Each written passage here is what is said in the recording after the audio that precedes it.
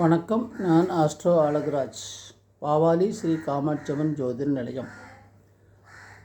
இன்று நாம் பார்க்க போது திருமணத் தடை மற்றும் பிரிவினைக்கான 6 முக்கிய காரணங்கள், முக்கிய நிலைகள். 1. ஜனன ராசி கட்டத்தில் 7ஆம் இடம், 7ஆம் இட அதிபதி. இந்த 2 நிலைகளும் பாவர்களால் பாதிக்கப்பட்டிருக்கக்கூடாது. குறிப்பாக 7ஆம் இடம் பாவர்களால் பாதிக்கப்பட்டிருக்கக்கூடாது. 7ஆம் இட அதிபதி மறைவிடங்களில், அதாவது 6, 8, 12 இருக்கக்கூடாது. பாவக்கிரகங்களுடன் சேர்க்கை இருக்கக்கூடாது. பாவக்கிரகங்களோட பார்வையும் இருக்கக்கூடாது. குறிப்பாக சனி, ராகு, கேதுக்கள் சேர்க்கை இருப்பது மிகவும் சிரமத்தை ஏற்படுத்தும்.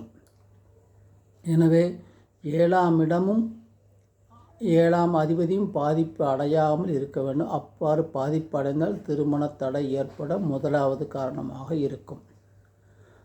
அடுத்ததாக, ஜனன ராசி கட்டத்தில் குடும்பஸ்தானமாகிய லக்னத்திற்கு 2ஆம் வீடு மற்றும் 2ஆம் வீட்டின் அதிபதியோடு வலிமையை நாம் பார்க்க வேண்டும். 2ஆம் வீடு என்பது குடும்பம் மற்றும் இந்த ஜாதகருக்கு புதிய உறுப்பினரை குடும்பத்தில் சேர்த்து கொடுக்கக்கூடிய ஸ்தானமாக இருக்கும். திருமணமாகாத ஜாதகருக்கு திருமணத்தை நடத்தி வைக்கக்கூடிய பங்கு இந்த 2ஆம் வீட்டிற்கும் 2ஆம் வீட்டு அதிபதிக்கும் உண்டு.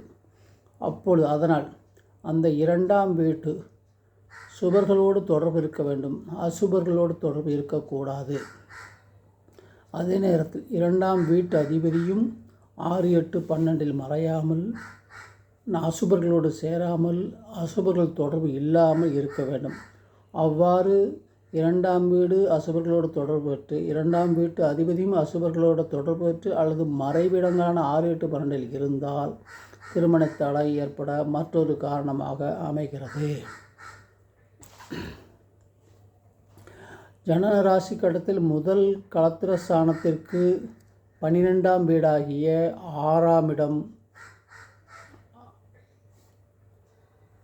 களத்திரஸ்தானத்தை விட ருணரோகஸ்தானம் 6ஆம் இடம். அந்த 6ஆம் இடம் களத்திரஸ்தானத்தை விட அதிக வலுவாக இருந்தாலும் திருமணம் நடக்க தடை உண்டு.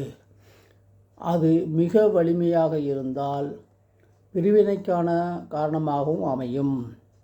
அடுத்ததாக, மேற்படி 6ஆம் வீடு 6ஆம் அதிபதி களத்திரஸ்தானத்தோடு தொடர்பு கொண்டோ அது களத்திரஸ்தானத்தோடு சேர்ந்தோ இருந்தாலும் இந்த நிலை ஏற்படலாம்.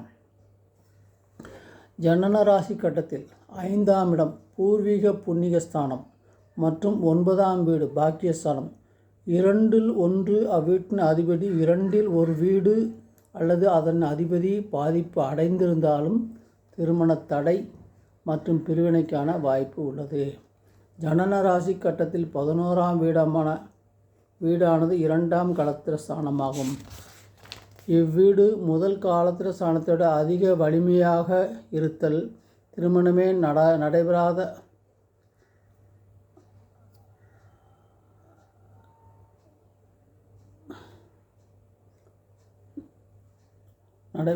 நபர்களுக்கு இவ்விதி பொருந்தாது. அதாவது, ஜனன ராசி கட்டத்தில் 11ஆம் வீடானது 2ஆம் களத்திரஸ்தானமாகும். இவ்வீடு முதல் களத்திரஸ்தானத்தை விட அதிக வலிமையாக இருந்தாலும் திருமண தடை ஏற்படும். இந்த விதி திருமணமே நடைபெறாத நபர்களுக்கு பொருந்தாது என்றால் திருமணம் நடந்த நபர்களுக்கு பிரிவினைக்கு வழிவகுக்கும் என்பதாகும். இதுவரை திருமணம் தடை மற்றும் தாமதத்திற்கான விதிகளை பார்த்தோம்.